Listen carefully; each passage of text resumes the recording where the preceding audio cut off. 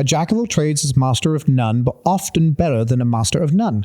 So that is a fantastic way to describe creatives and freelancers and business owners, because often they get into something and they become really good at a lot of things, right? Because turns out when you start a business, the thing that you want to do is like 10 to 20% of the business. And there's like 80% of the stuff you didn't expect. Obviously is marketing, obviously is advertising, running the business, running people, all of these things. And it just helps us to understand where we're good and where we're not. And for when I started working with teams, this is where I started to realize that I should play to my strengths, because as a freelancer, you're kind of in it on you're on your own. So you've got to be good at everything.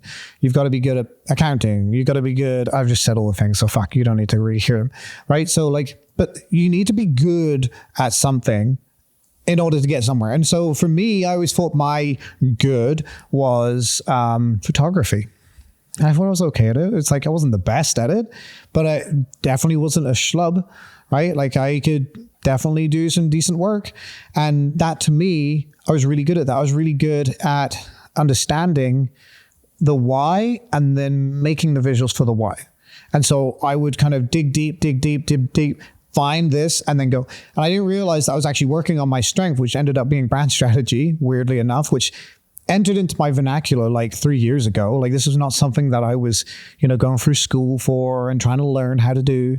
It was just something I developed over the years because I really love telling the core why about something in whatever manner. It could be in blog format, it could be in video, it could be in photo, it doesn't matter. Like for me, telling that why is really beautiful, and the storytelling behind it is captivating to me. And that's where I'm really decent and good at. And so I just started leaning into that. Now, along comes Brady. And Brady was a great help to me in making me understand where my strengths lay and where they didn't. And he's really good at production. He's the person behind all of this. And, honestly, without him, I just wouldn't have this studio. It just wouldn't have been the same. And it was his strengths that helped me lean on my strengths even more. And I feel that's a good partnership. So having people who are better at you than other things. Right? A lot of people go into partnership with people who are really good at the same thing. So there might be a photographer and a photographer go into business, and it comes as back and forth, and one's not really good at marketing, but the other one really isn't either. So it's like, you got to have some complementary skills. And I think that having a good partner in crime and in business needs good complementary skills.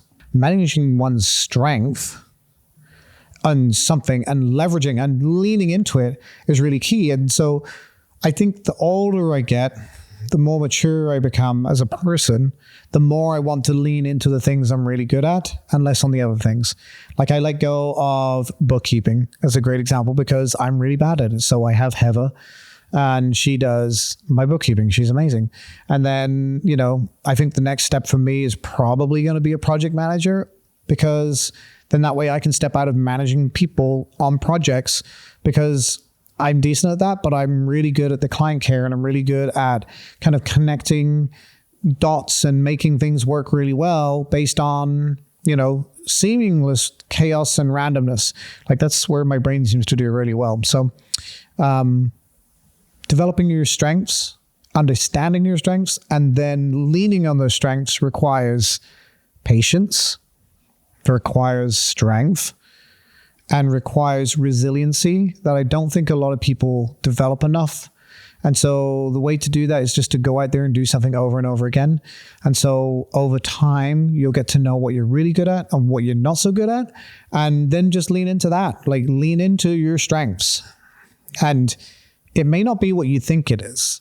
That's the other thing I've learned as I've matured is my strengths are definitely not what I thought they were 2 years ago. And I think that is interesting because I think I've got people around me that allow me to lean into things to become better at them.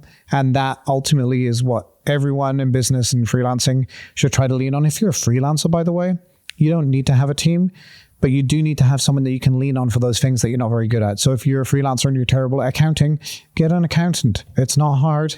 You just pay them the money. And if they're X amount per year, just work it into your baseline costs. Okay. So yeah, I would say like that's what I would say in regards to, playing to your strengths versus hiding them.